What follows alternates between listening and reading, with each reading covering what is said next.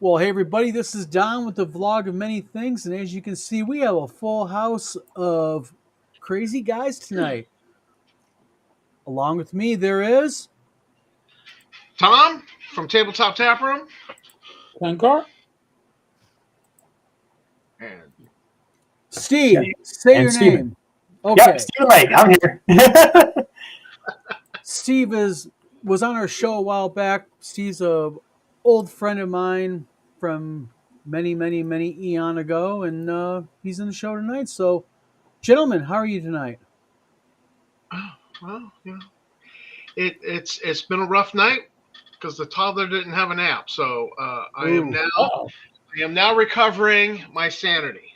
you're on gotcha. borrowed time. So, did Shit. you finally get your nap then? That's pretty good of me, wasn't it? You fell right into that, Tom. It's gonna be one of those nights. Mr. Gunn, Fugly, how you doing tonight? Oh, see, Fugly likes the long introduction. Oh, really? Yeah. Someone has to. When Don gives you the finger, you must speak up. Yeah. Tabletop Tap Well, Room, Tommy Boy, what up? Mr. Gunn says. Tonight, we're going to be talking about a lot of good stuff, guys, tonight. We are going to be talking about, let's see here, uh, fundraisers that made their money, fruit cakes and freaks who got banned from Facebook, WotC and their constant nonsense. What else we got going? We got all kinds of crazy stuff happening we tonight, have a guys. special we have a special guest, and rumor has it he's an author. So I just thought, Yes. has Stephen Yep. publishing Yep. anything lately Yep. or about Yep. to? Yep. Steve, we're going to be wanting to talk to you about what is the average words per day an author can do consistently with editing and get it right. And the answer is not 5,000 to 7,000 words a day. Can't you're sure I can't use that? Yeah. No, there's no real set amount. It's basically just whatever Yeah. inspiration gives you the ability to do. We'll give you the background story. It's kind of like I talked to you about a week and a half ago. We'll get into that here in a little bit. So, um, all right. Well, couple things. We got TotalCon coming up here in a couple weeks. Everyone's fired up for that happening. Yep. Any other game conventions happening here pretty soon? We got TotalCon. We've got I heard there's one in Battle Creek, Michigan. yeah. There's WizardCon. There's ours. But what else I'm talking about? Hold on. In March in Baltimore, there is Game Face Con. It's held in a brewery. It is free. And Really? yes, and it's 2 days in honor of Levi Combs, and they are releasing a special brew for Levi. Levi warrants his own convention. I know someone special, and I didn't know he was that special. Yeah, I know. So go figure. Dang. I knew him when. Rachel's photobombing 10 car there and the green screen effect. Yes. But if we get lucky, maybe we can get Rachel to sing Uh the Jigglypuff song tonight. oh. Oh, Jigglypuff! She said she was saving it for WizardCon. But Yes, save it for WizardCon. That's right. You haven't heard from Jigglypuff in forever. No, we have not. But then again, we probably won't be hearing from him at all because his IP has now been permanently banned by Facebook. oh, So I guess we'll do our special guest, Mr. Lake down below, Stephen Lake. Steve is an author. He was on our show before. Author, computer, geeky guru. Linux admin. Yep. Loves to do children's social media websites. Don't Ixnay. we? Long story short, we did a children's social media website. And we about killed each other over it, but we survived. So, real quick, let's talk a little bit about writing. Steve, just to kind of throw something at you, okay? We're gonna approach this in a fresh manner. We know a gentleman who does sci-fi game modules, Mhm. and he claims that he can write 5,000 words minimum per day, and that's like editing everything completely done. I call that BS. It's not possible to do it consistently. Not consistently, but you can do it because I've done it on some of my editing runs. Depends on You what the have, day but is. that's rare that you've done it. Mhm. It's very But this guy like. has Go ahead, your Tom. stuff smelled like AI writing? Had that nice whiff of No, Steve does not do AI. no, but I'm saying, No, but this, I use AI, but it's more as like a super Google, a tool to help me along with my writing, but it doesn't do my writing because I won't let it do my writing. Yeah. yeah, And you Right. remember, Don, the outlet? Well, a an idea outline for a short story I was working with. It was the elemental hegemony that I sent you. Yes. Yes, Yes. you liked that one a lot. Yes, but the thing about AI is, and maybe this is a good segue into AI. You know, Steve's not really into the gaming scene. Steve is more into the forgive him. classic writing scene and sci-fi scene. But the thing is to kind of give you a little bit of me. I mean, you've talked about this quite a bit, Steve. But AI is very, very. It's a very divisive topic in game design. You have people that are very pro AI and people that are very anti AI. Um, Eric, you use a tad bit of AI, correct, in like helping you kind of get ideas and spur ideas, right? And in the brainstorming Yes. phase, yes. I mean, I use it as like a random table Yes. generator, but I don't use it to present my material and go, I'm done. Yes. No, because it's generally Yes, incoherent. yeah, it's I very mean, broken in how it does its things. Well, and plus, I think you have to be yeah. careful with the AI because the problem with AI, and Eric, you just said it, and so did Steve, is you know AI will throw stuff that looks good on the surface at you, but when you start digging more deep into it, it just kind of like goes off on these little weird little side trips and everything. Well, Um, one thing I found it's really useful for is if you write out an idea, like that elemental hegemony one I gave you. If you write out an idea and you feed it to the AI, it's very good at summarizing and it's very good at picking out problems with your idea. So, like if you're in there and like say for example, you're one of the things that chewed at me for a while was pacing was off. It was too slow in certain scenes, and I was like, "Oh, okay." And I go in there, look around. Oh, yeah, it is okay. I got to go fix this, speed this up, so forth like that. Then you go in the next time, and oh, yes, now you got the pacing right, but now you've got this over here you got to work on. So it's good at getting that. It doesn't get everything, but it will catch certain like things that would like even Grammarly would catch. So Right. Well, well, I paid for I paid for the upgraded GPT subscription, mhm, so that I had access to the little bots that you could program. mhm. And my thought is all right, I will train one of these little bots to do character generation with the Star Frontiers rules. And the problem is that it kept defaulting to its material there, uh, the training data. And so it kept forgetting that I says, no, we're not doing D20. Don't mhm. don't give me any effing D20. And so many times I went round and around with this stupid little bot trying to retrain it. And, it just kept defaulting to D20 and it just would not accept, because I thought, I'll get it all trained, I'll test it, and then I'll publish it and I'll make it available for the Star Frontiers community.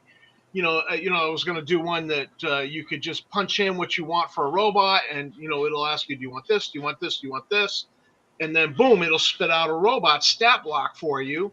I thought that would be fantastic use of AI, but apparently I was doing something wrong because one of the other teachers at the school was feeding me ideas. She was like, "Yeah, I wrote one to pick out what I wear for clothes in the morning. I wrote one to do, curriculum for seventh grade science. I wrote one for, you know, Yeah, program but one of these." And, I had no success with it, but I do have a lot of experience playing around with it. And it's like an idiot sometimes. Yeah, That's all I can say. But Well, the big. Go ahead, Steve. okay, yeah. So one of the big things I found with working with ChatGPT, and I'm going fairly soon. I'm going to be writing a intro to writing because I have a series called Intro to Writing. It covers the different things in there, and I'm going to be writing a number of them on AI. And one of the things I've learned about working with AI, especially ChatGPT, is you have to think of it, or you have to think about it and how to use it from a programmer's perspective, because the prompts you're writing are the same thing as writing PHP, C++, things Yep. like that.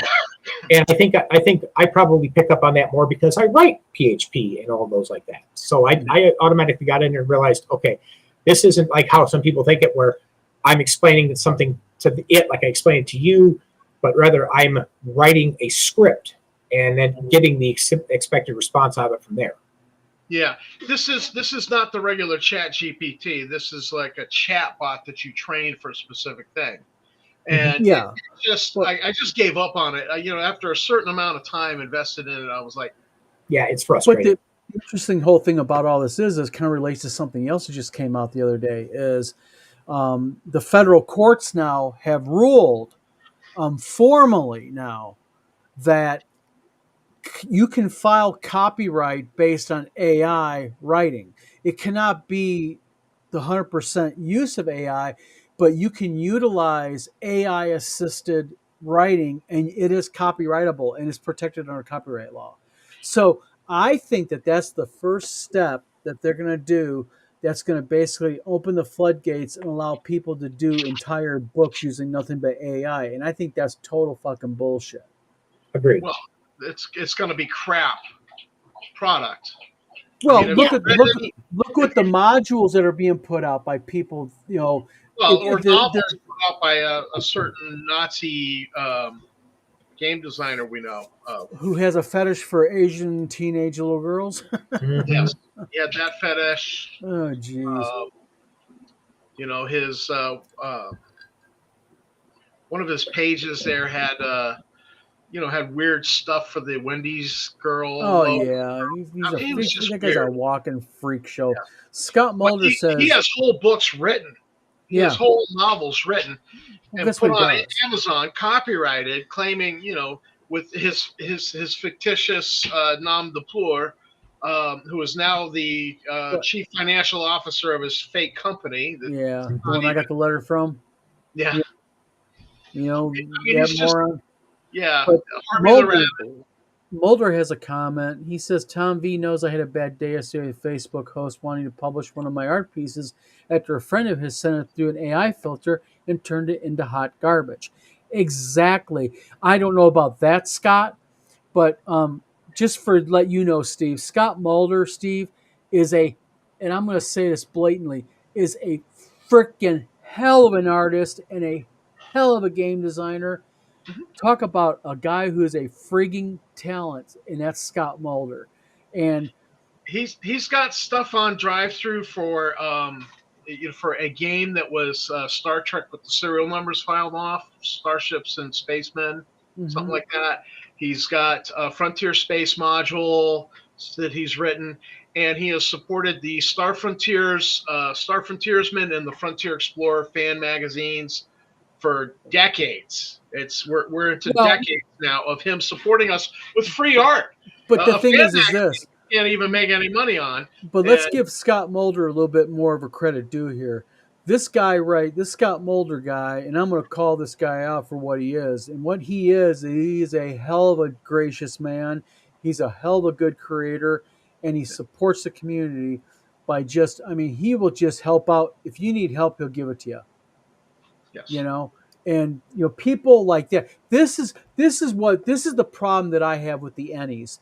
The Ennies need to have awards for people like that, for Scott Mulders out there, because people like Scott Mulder deserve awards for that kind of stuff. Like at WizardCon, we're going to have awards, like a public, and this is something that we're going to be doing a poll here in a couple of weeks. Is get your ideas ready. We want to poll. What kind of awards do you think we should have at WizardCon? You know, because people deserve to be called out for what they are, like Scott Mulder, community, helping the community. people like Eric Tenkar down below, people who sit there and want to spread the word. Tom next to me, Steve. Oh, stop it, Eric. Darn well, you're a nice guy. Contrary to what I heard from Dean Coppermill. Overrated. Oh, Dean Coppermill told me all about you. Eric's got a heart of gold. Yeah. But the thing is this. Speaking of, real quick, we can get into real quick something interesting. We're going to hop around a little bit here. I deserve an award. I got Dean Coppermill banned from Facebook and removed, his account removed. That was me, by the way, my attorney. Did you really? Wait, this is news. You didn't know that? No, I didn't know that. I'm popping over. I'm typing this in 3-way. Eric, this is proof he doesn't read our chat to Script Talks. Hey, I've been talking about this since yesterday in our 3-way chat. He has an AI bot give him a summary after the day is over. So don't worry about it. Tom. Oh, he's gone. Yes, he's gone. What happened was he was sending threatening emails to my wife. Uh-oh. So, and Steve knows how I am about my wife. Mm-hmm. And the thing is my attorney got involved, and after many, many calls, and he finally got a hold of the right people at Meta, and he's like gone. His account is nuked. They nuke bombed it. It's like carpet bombed his account, and they're going after all associated IPs. Remember that account earlier I told you guys about that asked me to be he was an artist? That remember? And you said, Eric, that you got a friend request from him, denied it. He's nuked now also. That was Lanasa. I believe it was Lanasa. Interesting. Mm-hmm. So they're going after Lanasa too? Well, they're going after, don't know if it's Lanasa. They're going after all associated accounts with Coppermill or Coppermill, whatever the hell you call his name. Because we've had reasonably good information that there were two people sharing the account. And that's the best part, Tom, because the best part is when they start looking at all the IPs. Could you imagine having the old Oregon IP removed also? Hey, that would be fun. Who's clacking on their keyboard loudly with the hammer? I think it's Steve. Mr. Lake. Why are you blaming me? Because you're like Jim Kitchen. He does the same thing on my life. It literally sounds like you're going. Here's my keyboard. It's almost as bad as Don chewing ice. Oh, that was painful. See, Steve, I get no respect here also. Oh, that's normal. Hey, I'm going to call you Rodney Dangerfield. And you know what? You got the hair to match. And I have a witness down below that attests to this. Steve knew me back when I had my publishing company. At least I don't have my co-host giving me cakes of their boobs for my birthday. Remember that, Steve? Oh, yeah. They literally, the women would give me birthday cakes the shapes of boobs, and then I'm like the bad guy. Like, so inappropriate, but... I still remember when he still had his company. Like, we go into the back office where he had his office, and then people would come in the front and they're listening to us talk, and it sounds like a cat fight back there. And we'd finally get done and walk out. So you want to have a burger? Like, what the heck? You sound like you want to kill each other. Like, no, we're just having a conversation. Yeah, we're just talking.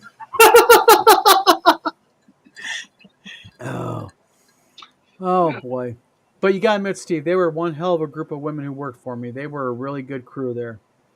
Mm-hmm. That they were. But, yeah, and then you had the flip side with the authors. Oh, not one, but not all of them. A few. We had a few. We had the 4 Horsemen of the Apocalypse. Remember them? Mm-hmm. But all right, so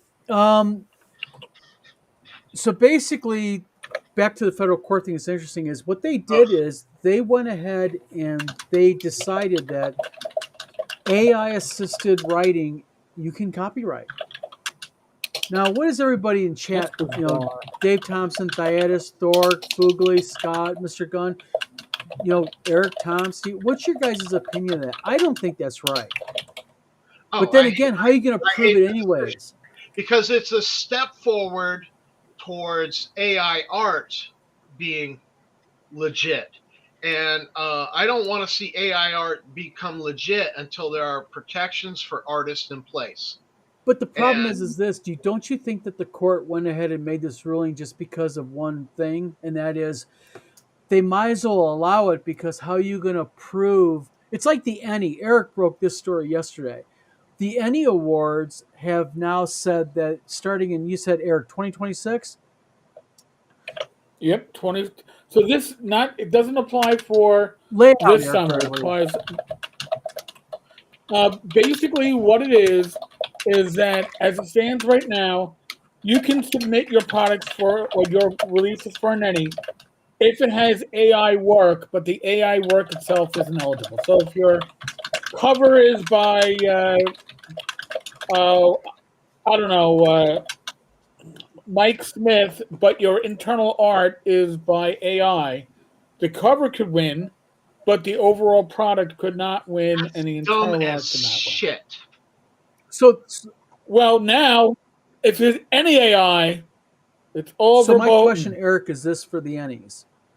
How are they going to Mm-hmm. prove that that was AI based? Because what they're going to do is, I think that they're going to utilize this as a further tool to play favoritism. So, like, let's say Eric and Tom are very well liked and Don is not by the Ennies. Let's say I put out work that is even better than Eric and Tom's. They can now choose Eric and Tom over me by just simply saying because Don has AI art in his stuff. We suspect, and that's the whole thing too, right? What do you say? We suspect because the AI art detectors suck. Yes, they do. Well, All right. they So decided a picture of my cat was 89% likely AI. You know, and I told the cat about that, and the cat was not amused, as you can Mm-hmm. imagine. Yeah. Real quick, Mr. Gunn says, I mean, this is the first step towards a singularity. First, AI writes the stories, a human copyrights it. Next, AI deletes the human copyright itself. Then Thias says this. He says, Don, I actually think you're correct. They may have ruled the way they did purely because it's otherwise unenforceable. Also, they do not underestimate the lobby involved, like Disney, that wants to use AI for everything. And that's the thing. They're 100%. Dias, I think you really nailed it on that. And then Eric says real quick from the Tavern's Discord, Vanishing Tower. You cannot call yourself an artist if strange, new, untried tools of visual media make you wring your hands. Fantasy. And then Eric, you went on and said, it was too long for me okay, one, so I had to like keep on. is Fantasy is the playground of the yeah. inappropriate. It's my general slogan. What it means is an artist, every visual medium, tool, technique, subject matter, all is my purview. If I shut the door on the new, then I would be posing for animal crackers. Artists have no visual or has no fear of visual medium tools. News 8 p.m. This is my opinion of AI art. Get off your ass and beat the tech. You know, did the go You know, ahead. here's my issue with the ethics of all of this Yes. is that the AI music training data, they have been very careful with the AI music training data to exclude anything copyrighted.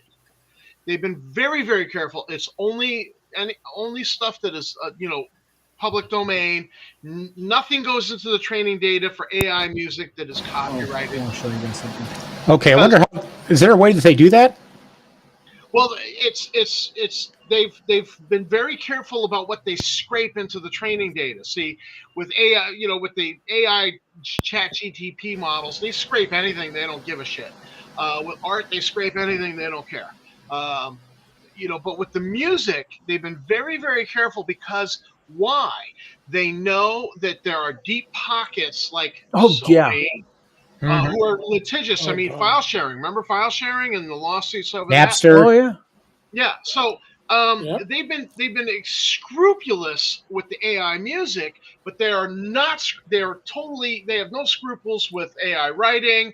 With AI music, they just don't care because they know artists. What's the cliche? Starving artists. So it's a big middle finger to starving artists, and they just don't care.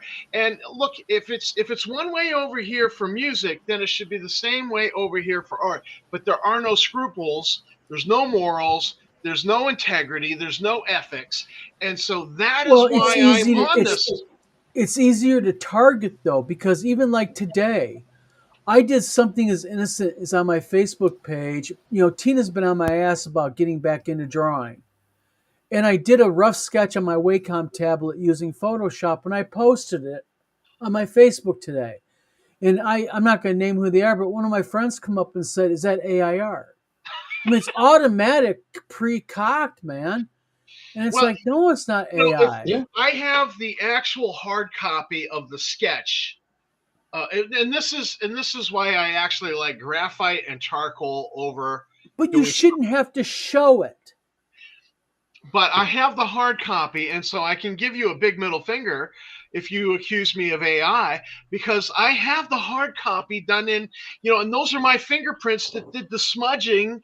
When I get the powdered charcoal and I do a little smudging with powdered charcoal, or I also have a jar of powdered graphite and I do a little smudging with the finger because there's something visceral about touching the media with your fingertips that I love when I do art.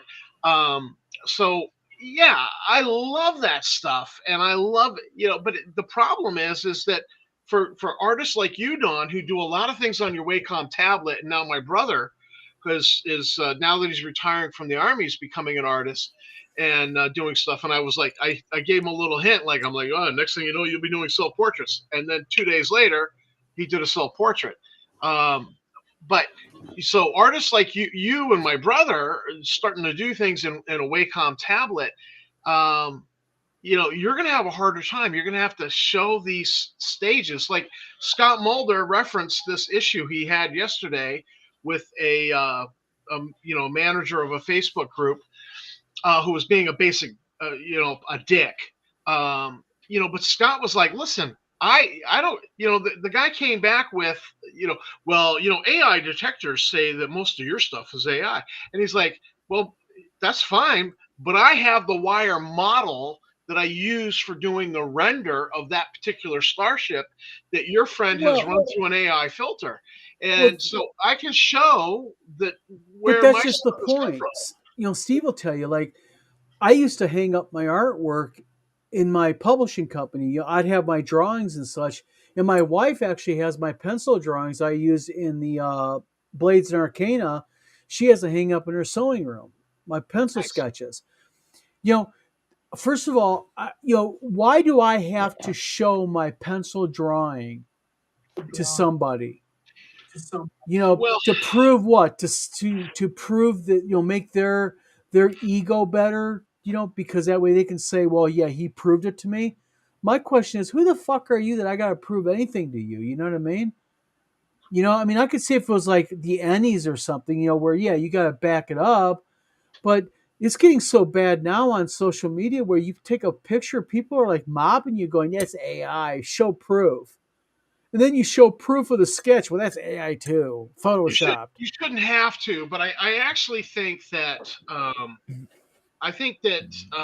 creators, publishers like yourself, and to a certain extent, Eric and myself, who play around at being game designers and publishers, that one of the things we're going to have to do is show the concept drawing, add some artwork, to the back of a module or a rule book. It's just as a bonus. You put it in there, and it's kind of it's just kind of giving the whole, if you're in Britain, the two fingers, or here Well, in that'd America. be cool to do. Plus, you're right. That takes the smoke out of their fire Yeah, by it's doing like, something like so. that. So when some idiot goes, "Oh, that looks like AI," I'll be like, "Well, did you actually open the book? Because in the back we showed you the Well, concept Thork, sketch." good night. Enjoy your tacos. I'm jealous. Now I'm freaking hungry.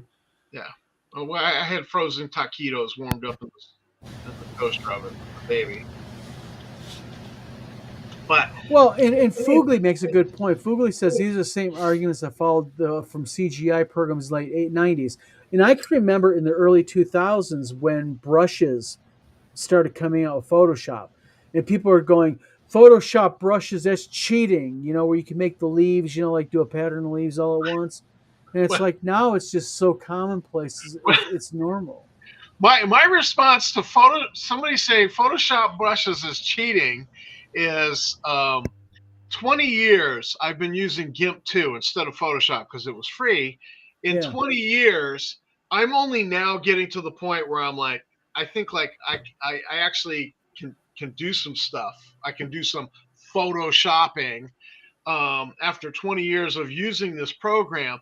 So anybody saying Photoshop brushes is cheating, I defy you to go and do some photoshopping and use the brushes, and let's see how good your stuff comes out, because it ain't Yeah. easy. Yeah. It ain't easy. Yeah. People think Photoshop is this magical thing where you can just go ahead and hit a few buttons and all of a sudden the image goes boom. Photoshop, and people like Scott Mulder will attest to this. Photoshop still takes, even when you use brushes, you got to have that core ability to get the fundamentals down in the piece of art, and to be it's like Matt Forsyth. He's a buddy of mine, and he does He's good. beautiful work, Yes. and he'll tell you flat off that you know Photoshop is just like a pencil. That's really all it is. It's a pencil, but it also has some colored pencils with it and some ink with it and stuff like that. But it's just a crazy time we live in, because I think we're living at a weird time where so much technology now is coming to light all at the same time. Yeah. And I've been kind of dominating the conversation here, but I just want to point You're out, fine. and maybe Scott Mulder might back me up on this, is that there are techniques and things in art that if you're not an artist, you don't know about. Like, for Yeah. instance, you never put a horizon exact middle of the page. It doesn't look good in the exact middle of the picture. It's got to be, in the upper quarter or in the bottom quarter. It'll look good. But if you put it in the exact middle, this is one of the things I learned from my dad, who was an artist. He says, never do that, because I did that, and I had him critique and my dad's been brutal with me as an artist. So, it was one of the things, it was one of the first I got from dad, was you never do that. And, the little things like when you draw a tree, all of the branches should add up to the trunk at the bottom of the tree. So the Yeah. width of all the branches added together should be the same width as the trunk of the tree. And he goes, that's just science and nature, but a non-artist might not realize that when they start drawing a tree, and they might have too many branches and it's going to look wrong. The audience is going to pick up on it, even though they don't know. Even if you're not an artist, you don't know that it'll look wrong to your eye when you're looking at the picture. And so there's a lot of little things like that. Proportions to the face. That there's like the width between your eyes is one whole eye. One of your eyes is basically the width between your eyes. There's a bunch of little things like that, and we just pick up on that as human beings naturally. We don't know these things, but an artist studies these things, and they begin to learn that, you can't do that. That just placement of boobs on a chest. There's a science to that, and if you put them wrong, it's going to look funny, and so it's yeah, anyway. Yeah, Scott agrees with me. Yes, so I'm just kind of Yeah. running off the mouth here. Somebody else talk. No, you're fine. I mean, the art, and that's why art is so subjective. I mean, art is different things to different people, but that's why some people, you look at some art that's very good is hyper realistic, and then some art that is really good is just this vague, almost comic book like Jim Wampler. Jim Wampler's Marvin the Mage is freaking awesome. Yeah. But then you look at something like Matt Forsyth, some of his fantasy characters and such. The hyper realism is just, but either one couldn't draw like the other guy. They just don't Right. have that ability. Well, they maybe they do. I mean, you do have some artists who can mimic another artist's Yes, style. you do, but I'm talking about fundamentally though, the style. That's where style comes into play. It's like writing. Eric, is a good example. Eric wrote, Blades and Arcana. That type of game design is unique because what Eric is doing is Eric is taking very complicated concepts and putting them in a very fundamental, simple way of understanding where people can quickly get it down, understand it quickly. I can't write like that. I can't design games like that. I don't have the skill because it's a Right. skill set, Hmm. you know? Steve Lake down below, he writes these huge, massive 6, 7, 8 books, epic novel series. And we're talking about, each novel's what, Steve? 150,000 words, 120,000 words? Oops. You're off. Your sound's off. 100,000 on average. How many? 100,000. Yeah, 100,000 words per book on average. And he does 6, 7, 8 book series. Super series. Yeah, I can't write like that. I mean, I wrote my 2 book series, the Alterverse Gamer Saga, and between the two of them, that's 280,000 words between both books, and I'm tapped out story wise, you know. So So it's just all like you, Tom. Your sci-fi writing. You can do like sci-fi technical writing for like Star Frontiers. I can't do that. You know, it's well, all it's all. I just want to go back to Steve there for a minute. 100,000 words, um, buddy, you better get busy because that other writer we were talking about who does 5,000 words a day, he could turn out one of your books in 20 days. Yeah, Well, that's the thing, though. I can write. I can sit down in 2 to 3 weeks write 100,000 word novel. The thing is, then it takes me the rest of the next 6 months to edit the thing. that bingo. There you go. Steve, this guy's like the guy I told you about the other day. What this guy does, this guy claims that what he can do is he can write a full game module in like one day, 5,000 words, 10,000 words. And then what he does, he can get it all edited the same thing and get it all done. And I call total 100% BS on that. Mm-hmm. There's just no way that that's possible. I mean, I've been writing, for 20 years, and there's just no way. Fugly, Scott Mulder says, Fugly, yes, Poser and Daz are my jam. The computer sets up the models, but you have to choose how to photograph or capture it. Fugly goes on and says, Scott Mulder, I found Poser much easier than Daz. This was back around 2000, 2002, an experiment. Fugly and Scott, can you guys clarify for people watching this what is Daz, please? And also, along with that, what is Poser? Just for people to kind of understand. Poser is just about posing your wire models. And then, excuse me. Mr. Gunn? Scott Mulder says, Tom and Tenkar, Blades and Arcana is a masterclass in condensing complex concepts in a concise form. It is awesome. Can't wait for the core to come out. And to that, I want to say thank you, and we're not worthy. We're not worthy. Hey, I've backed off the content for this. I'm now just going to do the covers, covers and artwork for the interior. Well, I've recently, the past year or two, referred to something by Tim Cass as a masterclass in module writing, and I was like, to me, this is a masterclass in how you do it. And so when you say when you include Cass of something, I'm like, yeah, I don't feel like I'm up to Tim Cass level. So let me tell you about Tim Cass. Tim Cass has this is something I love about the guy. Tim Cass has the unique ability to literally dress you down and tell you how wrong you're doing it, but he does it in a way that you learn how to do it right, because then he tells you how to do it right. The man is just a joy to work with. I have learned so much off that man in the short time I've worked with him. What a pleasure, and what a freaking gem he is, man, in the game industry. I I'll did tell an you what. interview with him that went like 2 hours, and we stopped the interview, and then we talked for like another hour and a half. The guy is awesome. I love Yes, Tim he Cat. is, and he's so. This is the thing about Tim. And you get people that go, "Oh, I don't like him because he's gruff." No, he's honest. And if you give the man the chance, yes, he is gruff, but he follows up with not only being gruff with you, but then he tells you how to fix it and how to become better at it. And that I can live with.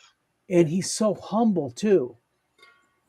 Sitting, me and Wampler are sitting on his back porch, and he's just sitting there talking, and you go to compliment him, and he doesn't want to talk about what he did.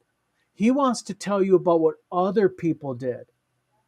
So it's not all about him on the back porch going, "Let me tell you the story when I was younger and what I did for TSR." No, he'll tell you, no, it wasn't me. Let me tell you about Diesel. Let me tell you about that. And he'll go in and tell you about everybody else. That's But he why doesn't he's tell. such a great interview, because I Yes. was asking him questions about Gary Gygax, and he was just like telling me stuff about Gary, and I barely could get anything out of him about himself. Yeah. You are absolutely correct when you say he's very humble that way. Yeah. Mr. Gunn, have a good night, by the way. Thanks for tuning in All tonight, right, my Mr. friend. Gunn. Yep. And then Mark Morrison, thank you for tuning in. Didn't have the first time I think I ever saw you on our channel. Thanks for tuning in tonight. Mark says, I was a bartender for 16 years. I've been called everything in the book 1,000 times over. What I realized early is, who cares about what they say? Don't let them get to you. Just tell them to F off. And that's something that I think I have learned in the last probably year and a half. You know, it's true though, man. Well, there's a story behind that, and that's why I laugh. Yeah, but you got to do those sometimes. Is you just got to kind of just let it roll off your shoulders and move on with your life, because you can really let people affect you to where you become very unproductive.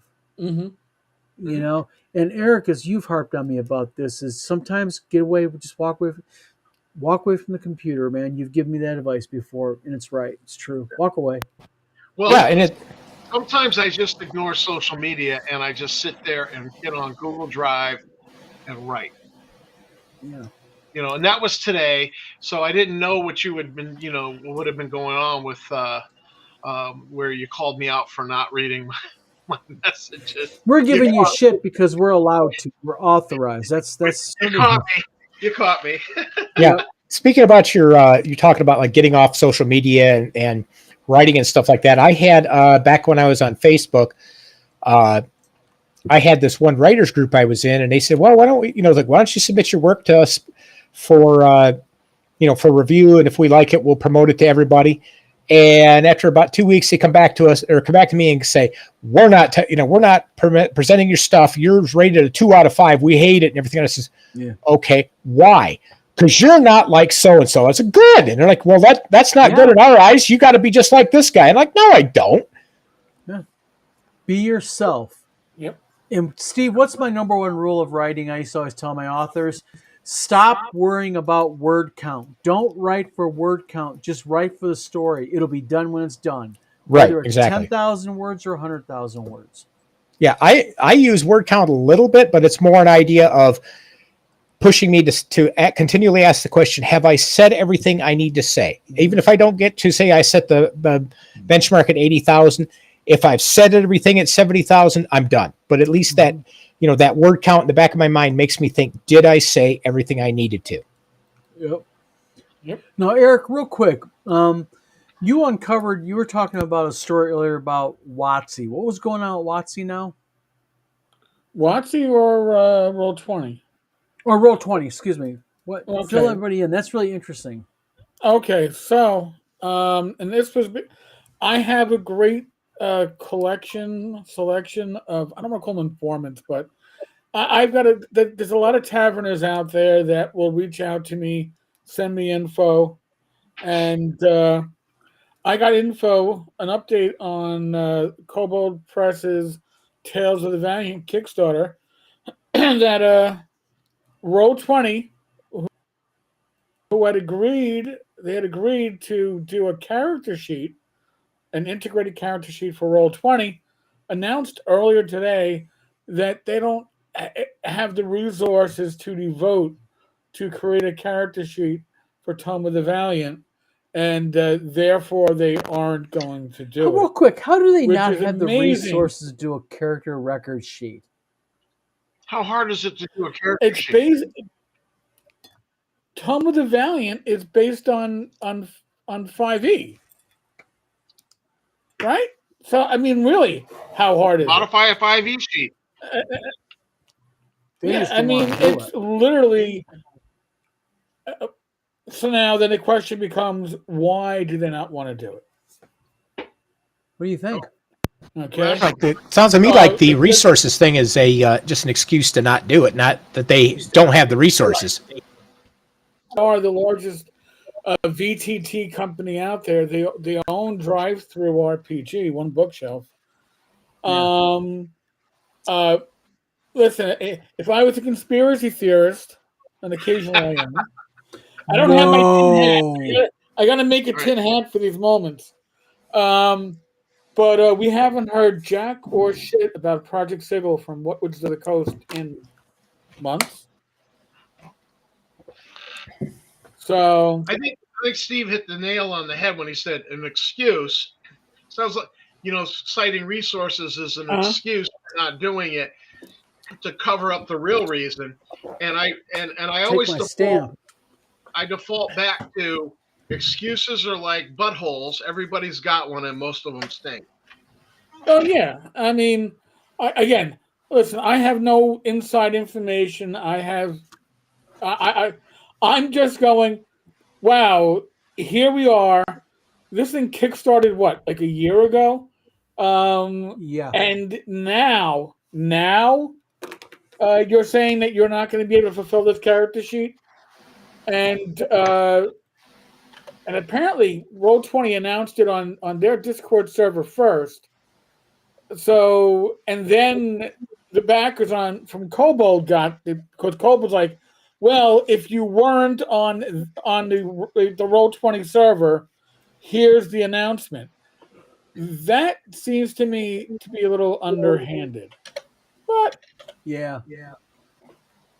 you know, But the thing is that's and it really, it's gonna sound so freaking horrible yes. me saying this, but it's almost like that's like the industry standard these days. I'm learning people are Well, just so spiteful and but just, here's the thing, right?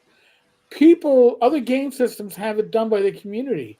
If the community can do it, then the company that runs the VTT and has all the expert programmers should be able to do this in less time than it takes to type out 5,000 words in AI. You would think that would be the case, but apparently it isn't. Well, it sounds like read between the lines. Somebody's leaning on somebody.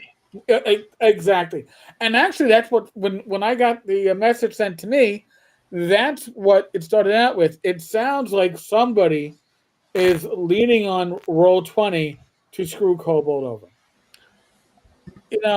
I don't know Wolfgang personally, but And what players in the RPG industry would want to screw a company like Cobalt over? I mean, how much of the well, market is Cobalt Press? but Kobold real quick, Press is. how much is the market do you think Cobalt Press has, Eric? I would say for the D market. All right, we're going to say that for the D&D 5e market. We're not Yeah. going to go into the RPG market. I would say 20%? Kobold Press is probably the number one or number two third party Really? publisher. But it doesn't. But then, they are not official, right? Because they're using the open game license. Yeah. But we've heard nothing on projects for months. Monster Manual 3 comes out in March. or February, I forget which. I don't really care. But the reality is, once Monster Manual 3 hits, 5e is all released. And the problem, or 5e 2024, the problem with 4e was that it was built for a VTT that never happened. Yeah. And that looks like potentially what's happening with D&D 2024. Again, Well, wasn't I got a virtual tin Oh my hat. God, they're making another version of it. What was that, Don? They're making. Oh yeah. Oh, you're talking about D&D 2024. Never mind. Right? No, yeah, no. Okay. Okay. Yeah. I thought they're putting another version. No, I was like, D&D God. Forever is what I tend to call it myself. You know, the forever version. 5.5, 6e, I don't care. D&D It's 5e, just not a bigger, real I spend money better. on. So What's some good news out here, guys? It's almost 9 o'clock. Let's end this on a positive note. What are some everybody? We got the four corners here. Stephen Lake, let's start with you down below. What is something positive happening in your life in general that you'd like everybody to know about? Well, I've gotten all my other books, everything from the last book out of the Off-Road Chronicles series. That one's out. Everything's cleaned up, ready to go into print. Some of it's already moving into print, and I'm now moving on to a new series. And I think Tom, you remember this from last time? I was talking about the Magefall series, and I'm still working on that. I've got the first two books rough drafted already. And the hilarious part is that the ideas on that have just kept flowing to the point I've got enough content for 9 books so far. So he's not joking. He's got, and this is the thing about Steve. I will attest to this. This is not AI bullshit. This is original, pulled from his cranium, writing and creativity out of this guy. 9 books worth, 1,000,000 words, no joke. mm-hmm. Scary writer right there, because it's not AI one bit. But Eric, what's going on? Positive going on happening. Hey, this is the year of the convention. I'm going to 6, maybe 7 conventions this year. I'm pretty excited about that. I don't go to play. Listen, I'm happy to play the game, but I'm going to socialize. So so the fact that I've been invited to so many and folks want me there, well, God bless you. And that's a danger unto itself. But in any case, Yeah. So Tom, positives? Well, actually, the fact that I've been MIA from my usual gaming activities through, Tabletop Tap Room and the fan magazine for Star Frontiers, other people have stepped up, and I'm thinking about Richard Silver and Aaron O'Brien. These guys have stepped up, and they have taken the horns of putting out another fan magazine, just with me being MIA.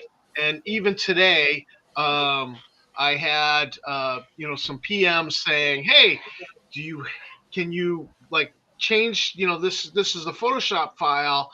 It was actually a GIMP file.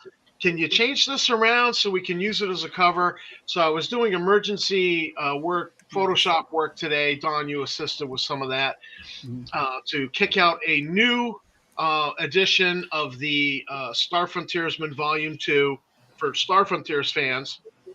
It's going to be Nighthawks heavy, if you have to be a fan of that game to understand this. Going to be a lot of starships in it.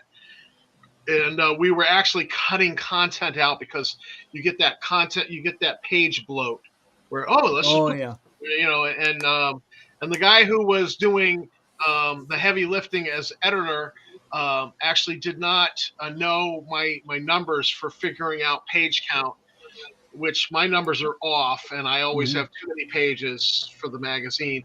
So he had like 90 pages for one issue of the magazine, and we were like, "Oh yeah, that's a little bit too much." So there's a new issue of the Star Frontiersman Volume 2 coming out, Good. and all of the credit goes to Richard Silva and Aaron O'Brien, who's one of our artists who also does layout. These guys are fabulous. Excellent. I'm going to have a cover credit on it. I've always wanted to have a cover credit. Never had one in all the years, the decades now that I've worked on fan magazines. I've always, just a little bit of, Nice. although it's just me doing photo manipulation of using other people's assets that I was free to use. So Yeah. I'm excited about that, and that's kind of a cool thing that's going to be happening. Good deal. Excellent. Excellent. So Dawn, you're up. What's happening? Well, I'm doing a backer kit with Polly Kidd. Polly Kidd is she is the creator of some really cool games out there, as we all know. But what did she create in the past that everybody would remember? Shadowrun. Ooh. She did Shadowrun. She wrote for Wizards of the Coast. She converted the module Descent into the Depths of the Earth into a novel, and also White Plume Mountain. She went ahead and did a novel for that one. But we did a backer kit, and we funded our backer kit in 4.5 days. We funded fully. Cool. And we are slowly but surely, we got 16 days left now, and we are slowly moving up. And this weekend, we're going to be adding several cool stretch goals, and I'm just going to kind of sneak peek it real quick. We're going to be offering, I think Eric has to get going too, I believe. Yep, he's got to get scooting because he got his. I have a personal necessity to deal with. So. Yep. So you take care, Eric. We'll talk to you later. But we're also sitting there. This weekend, we're going to be offering stretch goals of player character record sheets. We're going to be offering a 12 mini stretch goal. So you get 12 minis in a pack. And we're going to be doing some other cool stuff that's we're going to be announcing. So that's a positive happening in my life. And I'm going to TotalCon as a special guest. And they're flying me out there out to Boston. So, I'm planning on meeting you there at yes. So we'll and Eric and Rach are going to be there too. So Steve, Hmm? TotalCon game convention. Can you get time off in the middle of like a Thursday, Friday, Saturday, or a Friday, Saturday, Sunday? Can you get it off in mid-February? Not this year, no. Oh, I'm actually skipping my February vacation just because of what's going on.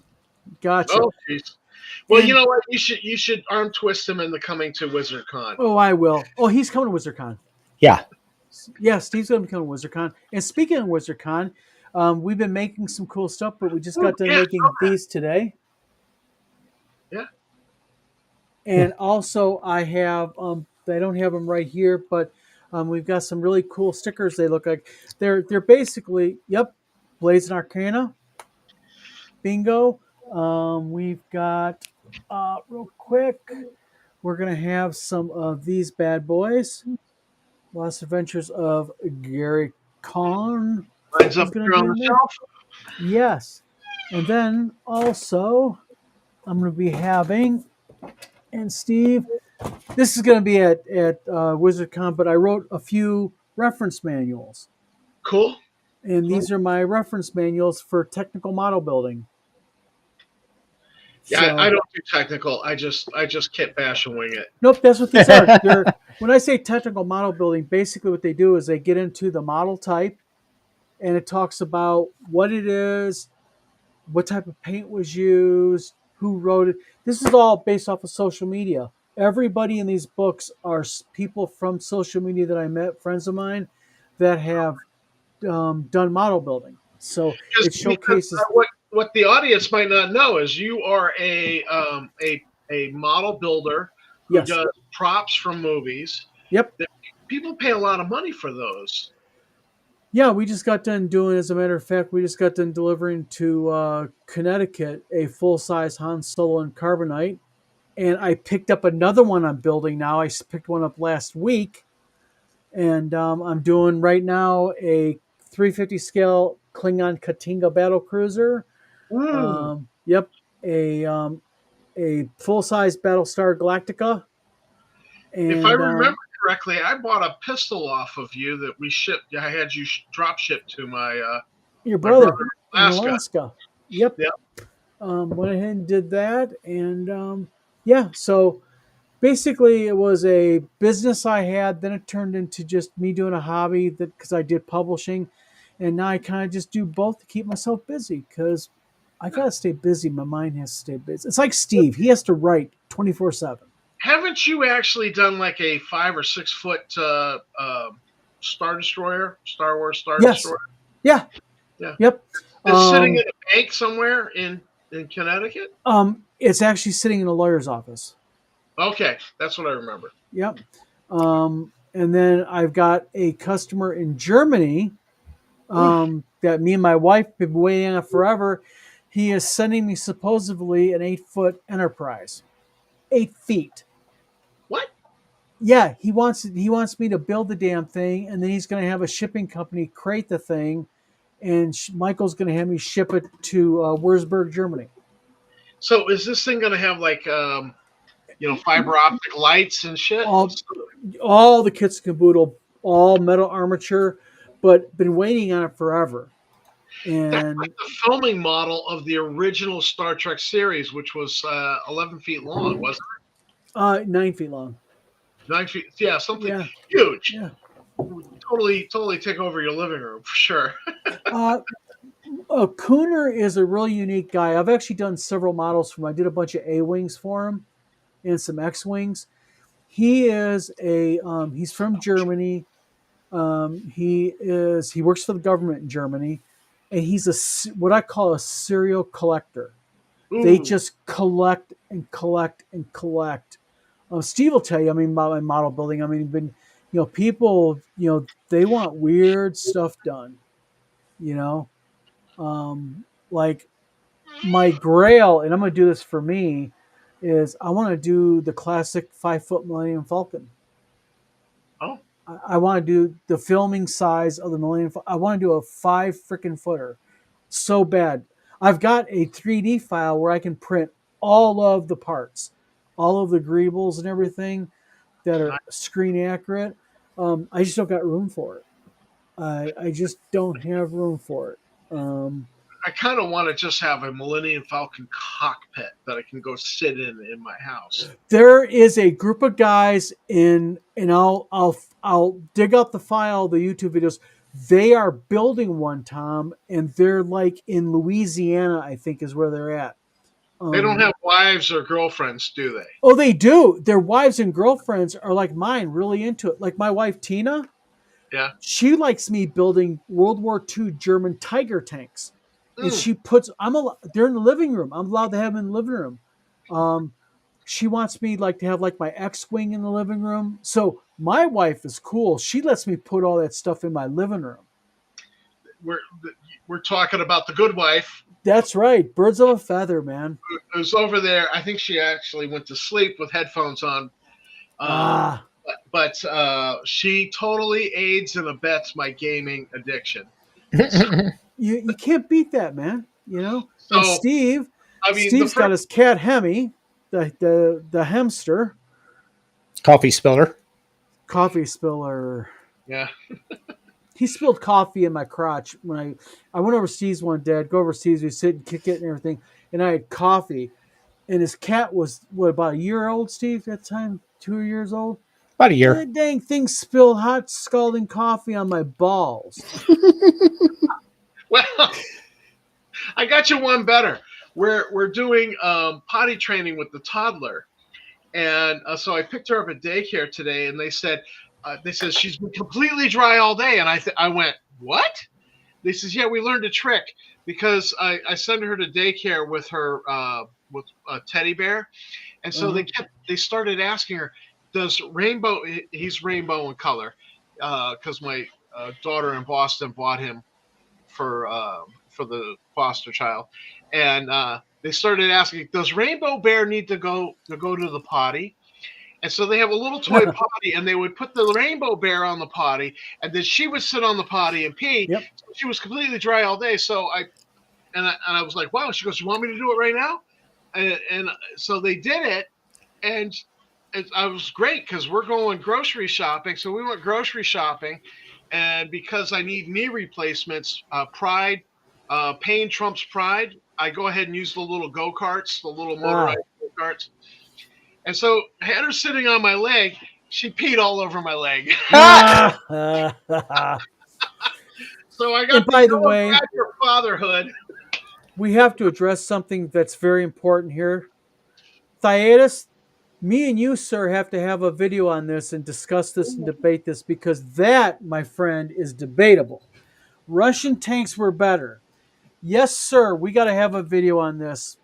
Thyatis, we must. Well, all I know about Russian tanks is that there was one battle where the tanks were rolling out of the factory with no paint on them and being sent into battle. That was notorious. They would go directly from the factory to the front lines.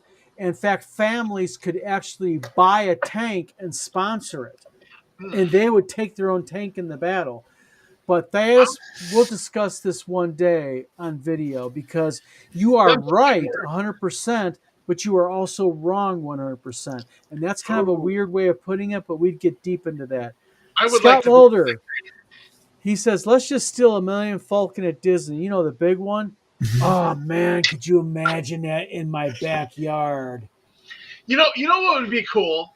And I only say this because I used to live in Boston, and in Quincy, Mass. Good night, Thaddeus. Have a good night, my friend. Which is next to Boston, they have the Sea Witch, which is the heavy cruiser from World War II, the USS Salem. And like you can, if you've got a Boy Scout troop or a Cub Scout pack, you can actually like sleep on the heavy cruiser. Yep. You can do a little camp out on the heavy cruiser and stay in the, in the spaces where the sailors stayed. So, I mean, to have that Millennium, if you're going to steal the Millennium Falcon, Scott, I'm all in for a sleepover. We're going to play Star Frontiers. That's right. Yeah, there's a submarine over on Lake Michigan. Don knows where it's at. Yeah. That you can actually have sleepovers inside the submarine in the bunks. They let you sleep in it. Yep.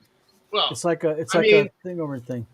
If you said it was a German U-boat, I'm like, I have right there. You had me at U-boat. I have a 4-foot 1/72 scale German U-boat model kit right there. So, well, because my favorite movie from World War II is Das Boot. Good movie. That's a good movie.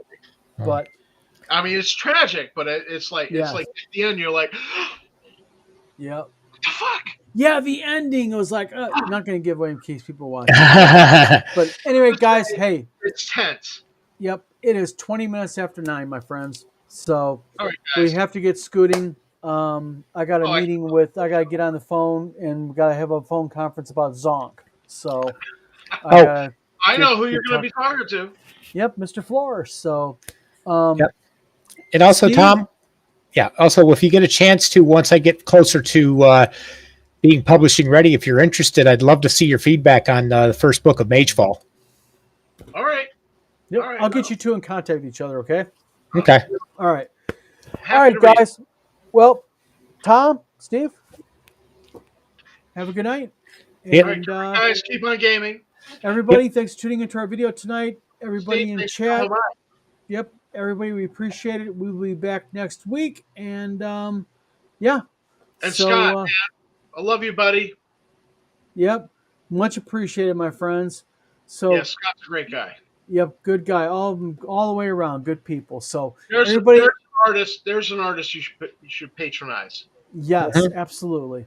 So everybody, thanks for tuning into our vlog of many things tonight. I am Don. And I'm Tom. And I'm Steve.